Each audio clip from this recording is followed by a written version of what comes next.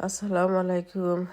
আজকে আমি প্রথম আমার কদু গাছ দেখার আপনারা দেখো 8-9টা কদু গাছ আছে আমার, মাশাআল্লাহ সুন্দর হয়েছে, ভালো হয়েছে।